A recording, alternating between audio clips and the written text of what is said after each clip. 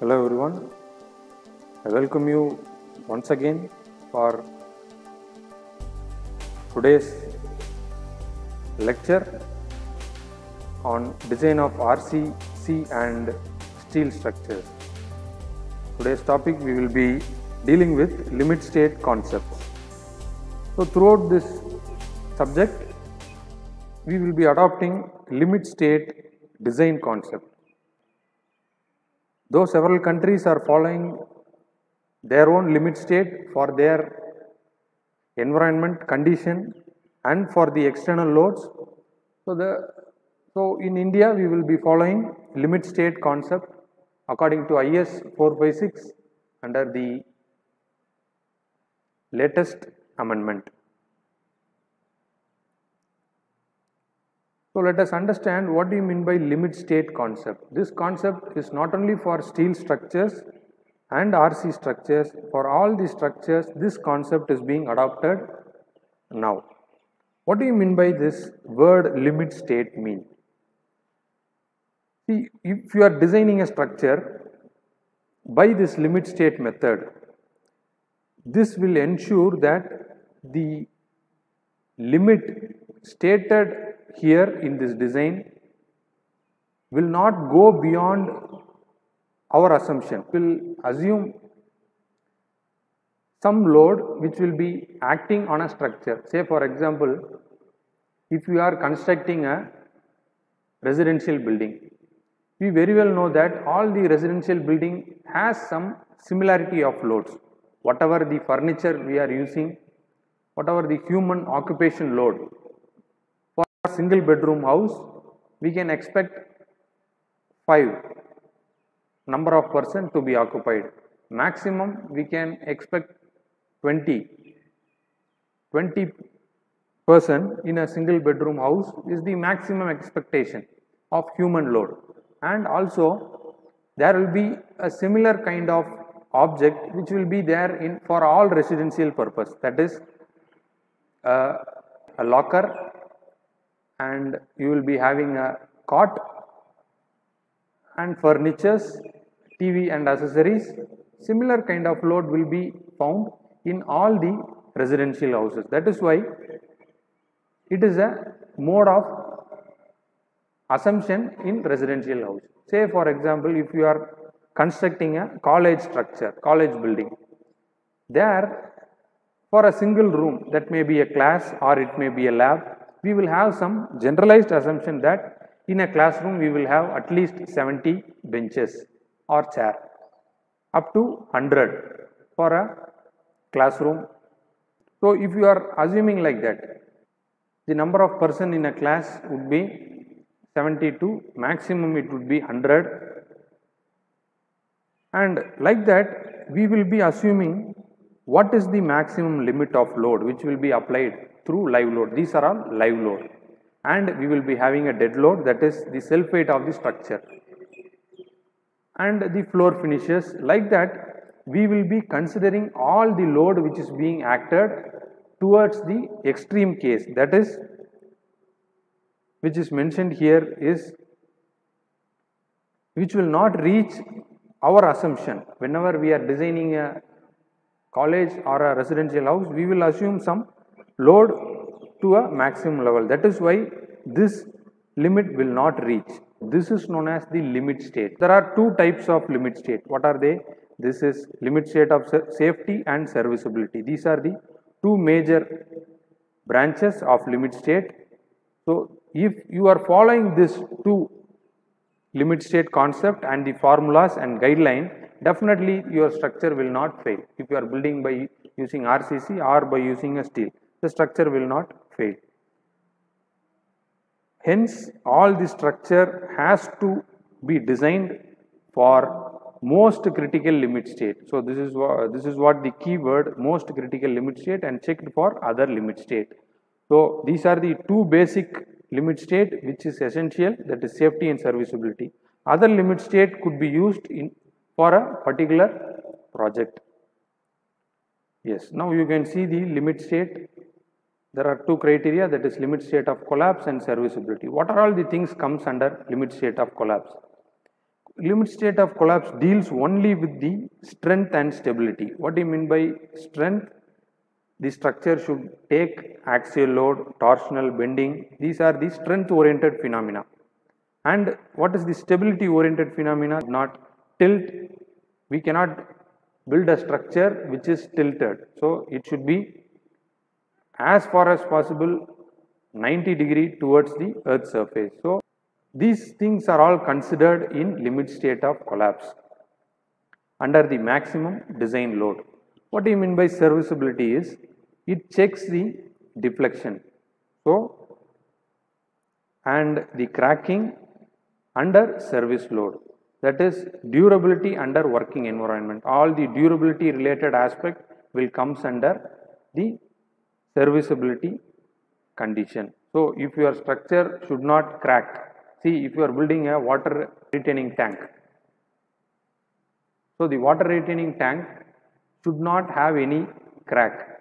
It may be a hairline crack. Why? Because the water leaks through and it deteriorates the structure and it progresses the corrosion likewise. So in a particular type of structure there might not be any cracks is also visible. It is not advisable. In that you have to follow, along with collapse you have to follow limit state of serviceability in order to get a fulfilled service of the structure. Next we will discuss what do you mean by limit state of collapse. So here we will limit the load as per that limit state, the resistance to bending, shear and torsion and axial load. These are the four loads which has to be considered in limit state of collapse and shall not be less than that produced by most unfavorable combination. There are load combination for that. If you consider that combination of load and then you will start the design. So before starting the design we will assume the combination of load. So in Indian standard IS 456 2000 the load combination is given for following the limit state of collapse and it deals with only strength and stability. The next thing is here either a single part of structure, if the whole building may have 40 to 100 beams. So 100 number of beams, not even a single beam should not collapse and the whole structure should not collapse. These are the two criteria which is being taken and proceeded for design. So single beam in your structure should not collapse or it may be slab or column. Also the overall pattern of the structure should not collapse or become unstable. So the stability is tilting, twisting, overturning, these are the unstable condition. So this also should be checked for limit state of collapse before starting the design. Under limit state of collapse there are limit state of collapse for bending, compression, shear and torsion. So for each and every criteria you are having a formula in IS 456 2000. If you are applying that formula and the limits, if your section successfully gone through that limit, then your structure is safe under the working environment. So we cannot, as a civil engineer, we cannot just say that I have built a structure, my structure will not collapse. We cannot say that single statement without any scientific evidence.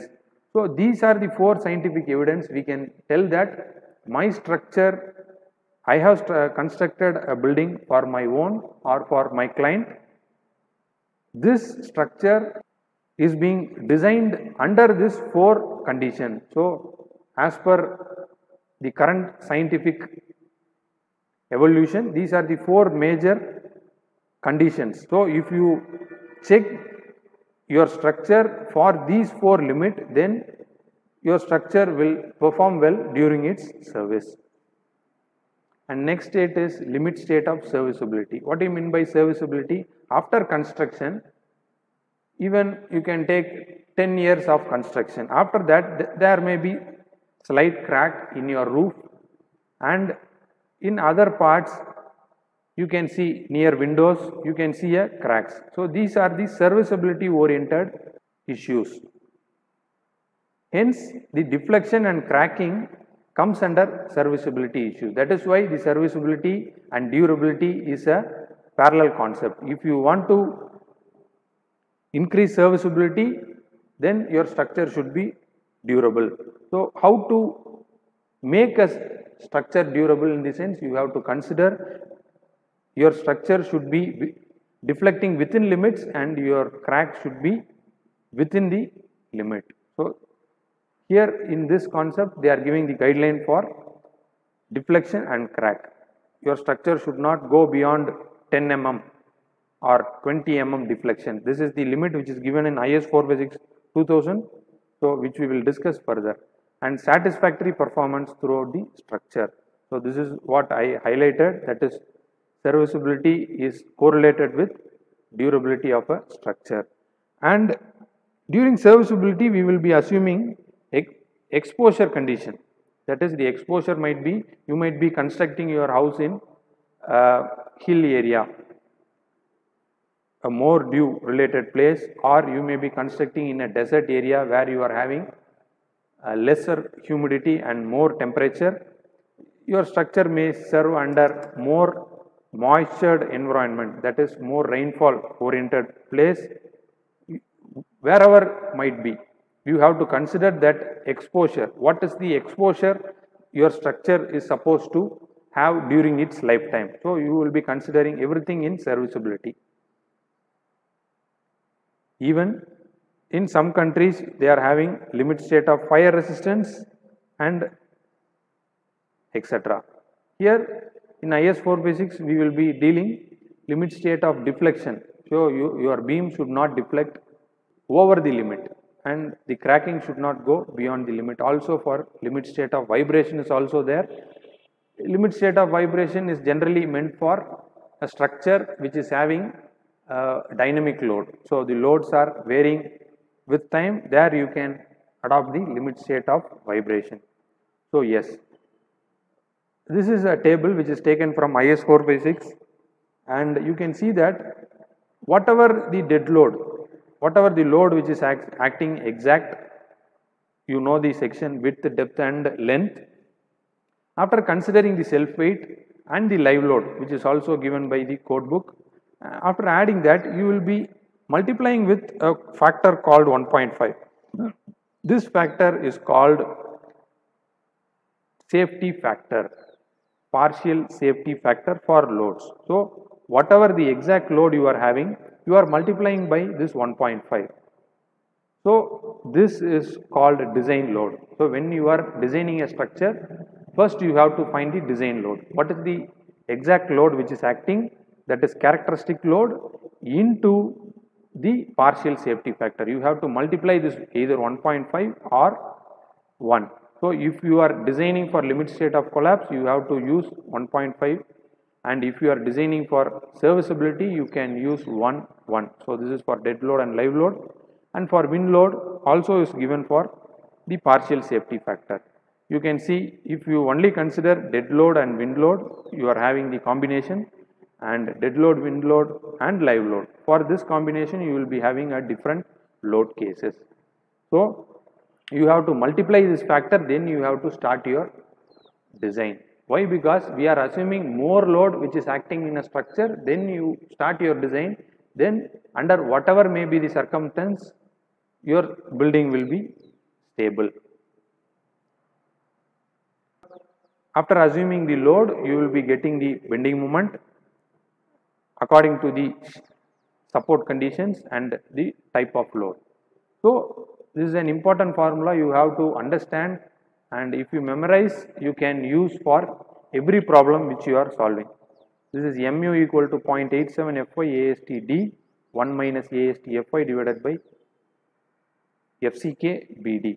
Here mu is moment.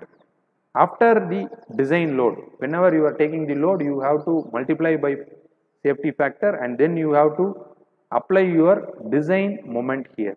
The design load, by the design load you have to find the bending moment, and this bending moment will be design moment. So, for this design moment you have to substitute all the values. Here Fy is permissible stress for steel, and AST is area of steel which is to be used, and D is depth, B is breadth of the structure, and the second concept is soil pressure. So, in the forthcoming chapters you will be having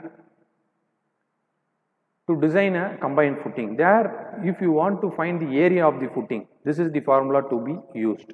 That is total load on the soil, that is load coming from the column divided by area of footing equals soil pressure. So, the soil pressure will be given and you will be having the total load on the soil, that is total load coming. You can find the area of footing by cross multiplying.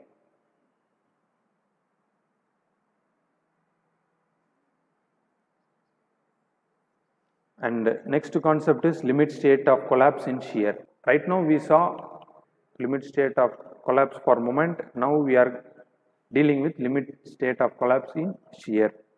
So what about the shear forces? For all the structure you will be having a structure which is under flexure. You will be having bending moment as well as shear force. So in order to take the shear force, in order to take bending moment, you are providing area of steel and area of concrete. In order to take care of the shear force, some increase or adjustment in the provision of steel and concrete. So here tau V, this is known as tau V. What do you mean by that? This is nominal shear stress. So the concept of nominal shear stress comes here. So what do you mean by nominal shear stress? So you will be having, first during a design you have to take the design load, and then you have to find the bending moment and shear force. After finding the bending moment and shear force, you can design your section. So the third step is designing of a section. First you have to check for bending moment and find the AST. Next step is for shear. Here you will be already having the shear force. So VU is the shear force which you already got by analysis. So the ultimate shear force due to design load. So this is the shear force which is there in a structure. B is breadth and D is effective depth. So if you evaluate this equation, you will be getting nominal shear stress. That is, what is the shear stress which is acting in your structure. And next, for this stress, for this shear stress which is acting, you are going to provide a member. So whatever the force is acting, and for the moment you will be having some shear stress. For that you have to design your structure. Then you have to find the next concept called tau C. What do you mean by tau C is design shear strength. So for the external shear stress you are going to supply with your material. What is the tau C? Tau C in terms of Newton per mm square. Here the minimum shear reinforcement, that is, when comparing tau V and tau C, always tau C should be greater. Why? Because your structure inbuilt strength, your concrete structural strength should be greater than whatever the stress which has been acting in your structure. So then it will be safe. If this concept is reversed, your structure will be progressing towards the shear oriented failure. If your structure should not fail in shear, then definitely tau C should be more. That is, your design strength should be more. How to evaluate? You can substitute components in this equation, that is area of steel which is provided for shear and breadth and the spacing of stirrups, and Fy is permissible strength of steel. And if the tau V increases or exceeds the tau C, so then you have to provide the stirrups. So generally stirrups in a beam which is provided to take the shear load.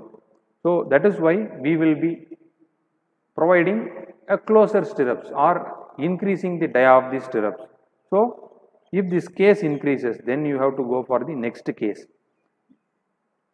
You have to use this equation VU minus tau C by BD, where B and D are breadth and depth of the section.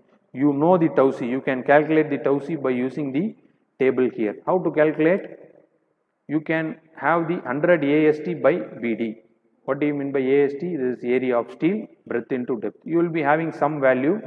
For that value, you will be assuming some grade of concrete from M15 to M40. So if you are assuming M20 grade concrete and your value percentage of reinforcement is 0.15, you can take your concrete design shear strength as 0.28. So this is the way to take your design shear strength of your section. If it exceeds, so you can substitute the value. What is the exceeded value? You can take the exceeded shear and you can proceed. This is partial safety factor for the material. So if you are using the concept of limit state of collapse, you have to take the partial safety factor as 1.15 and for concrete it is 1.5. And this is taken from IS 456. So for a material, if you are using steel material, you have to divide your strength divided by partial safety factor. Continuing that, the maximum shear stress, that is, this is the maximum shear which can be taken by the concrete. For M20, you will be having 2.8 Newton per mm square. So you can check that the minimum limit, see for M20 grade, the design strength is 0.28. How much it can go? It can go up to 2.8 Newton per mm square. That is 10 times of strength, which is maximum. It cannot go beyond that. So if you want to provide shear reinforcement for the remaining case, you can use this formula, which I will discuss in detail while solving. So you can provide the spacing of the stirrups by using this formula. Why I am discussing all the formula is, further these formulas you are going to use for designing a section. And now, right now our area of interest is design of a footing. So that is why I have shown you the footing here. You can see a column which is having a footing, and below the ground level you can see the soil. Overall it will be covered by the soil for each and every footing, and always the column will be carrying a axial load and a moment. Generally all practical structures carries both the forces, but for theoretical part there might be some problems only given for load, and in some cases you will be having load and moment. So that in one area you will be having maximum stress in the soil and other area you will be having less stress in the soil. So this is total service load soil pressure. So the service pressure, what do you mean by that? Due to the moment and the load, in one area the soil pressure will be high and other area the soil pressure will be low, which is indicated by Q. Q is known as soil pressure. After finding the stresses, you can see there is a rectangular section here and a triangular section here. You can see this is a rectangle section and a triangle. So let us split into rectangle and triangle. They have found the two stresses individually, that is self weight of soil pressure and net service load soil pressure, that is the pressure due to axial force and pressure due to bending. So we have to find this and then we have to proceed for the solution. So the concept here, what I want to discuss with you is, the forces which are acting downward should be equal to the upward forces from the soil. If these two concepts are equal, then your structure and your design is safe. Next, while designing a column, two type of failures may happen. So we cannot say that all the design is safe. So why the failure of a structure is happening? So here and there in newspaper you can see that a structure is being collapsed due to some reason. A 4-story structure is collapsed yesterday and so many people died and injured. Like that you can have a news. All the structure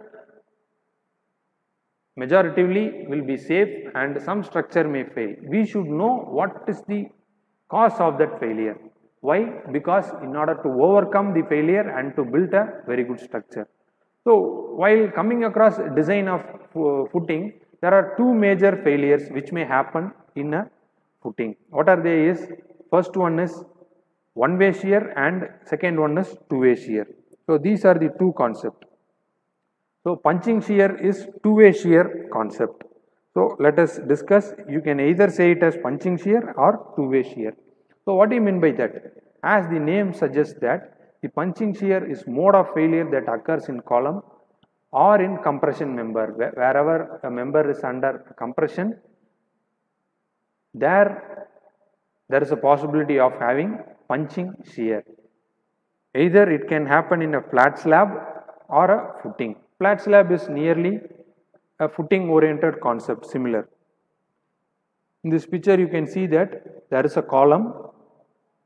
All the place you are provided by column. You can see the columns here. Above that you had a slab, and this was a flat slab.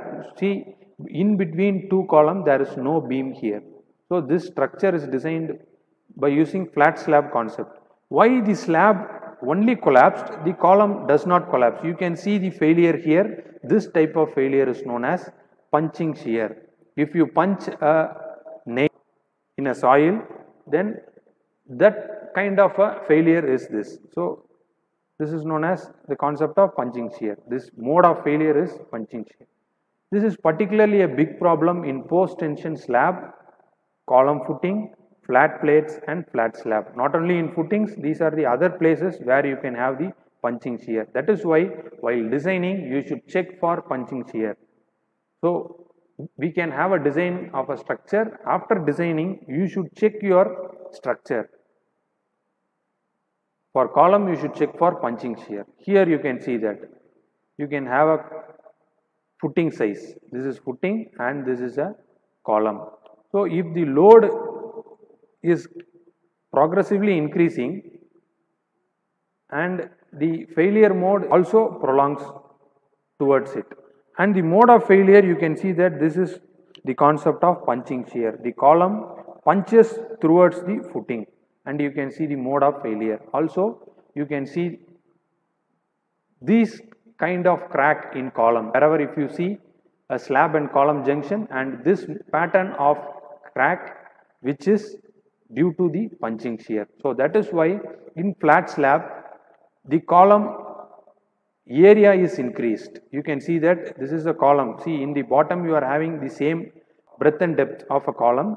In the top part you can see the dimension is increased. Why? Because in order to eliminate punching shear, the dimension is being increased and the slab is being casted. This is a flat slab structure. And next, for design concept, how to take one-way and two-way shear. So I will discuss. For designing you have to take a critical section. For one-way shear is, see, this is a column plan and this is a footing plan. Footing dimension will be L and this will be B, and the column size will be A and B, let us assume. The critical section where the failure occurs is, for one-way section, is at the distance from the face of the column to the D. What do you mean by D is depth of the footing. So you will be having depth, you will be designing for some depth. So this distance, so from the column face plus D, this is the plane where you will be having a one-way shear. So this is the critical section for one-way shear, which we will discuss in detail while designing a structure. And the second concept is where to take the critical section for bending. For finding bending moment, you can, for a combined footing, you can take the face of the column. So this is the column face, and at the adjacent to that, this is the critical section for bending. So this you have to know that before starting a design. So next thing is two-way shear, that is punching shear, and this punching shear critical section will be from the column face at the distance of D by 2. Here for one-way shear you should consider D distance, and for two-way shear that is D by 2. So this is the critical area to check for one-way and punching shear. So this is the formula for finding the one-way and punching shear. Tau V equal to V by PD, which we know that we should check at the critical plane. And for two-way shear, so S is known as the shear and equals to B plus A. What do you mean by B is the breadth and A is the width. So tau P and D is the depth. And next, by using this formula, you can check for the shear stresses. Majorly for designing a footing, you should design a section and you should check for shear, and you can provide reinforcement and spacing. This will be the maximum requirement majorly, and you can check for all the cases. This is what I have discussed, that one-way shear and two-way shear. The critical section for one-way shear, from the face you have to take a distance of D. So D is the depth of the footing. So from the face of the column, one-way shear will be D and two-way shear will be D by 2, the half of the place where you will be having two-way shear. So this is where D by 2 is. So yes, you can see that for a combined footing, you will be having two loads, that is load 1 and load 2. For this two load, this will be column 1 and column 2. Below you will be having a footing. So how does it looks? It looks like a, if you invert this, it will be a case of overhanging beam. You can see that it is simply supported and the span extends beyond the support. So it is a overhanging beam. So you have to find the shear force and bending moment diagram, and then you can proceed for designing a structure. For any design, you have to first proceed the analysis and find the shear force and bending moment, then you can proceed the design of your structure. So this is what I would like to discuss with you regarding the limit state concept. So the points which I have discussed here are important in order to follow the limit state. Now you know what do you mean by limit state. So right now I have discussed limit state of collapse, and limit state of serviceability is not discussed here, and though it does not cover your syllabus and the current aim of the lecture, so in future we can discuss limit state of serviceability and other limit state. I hope that you enjoyed this lecture. Happy to see you again. Thank you.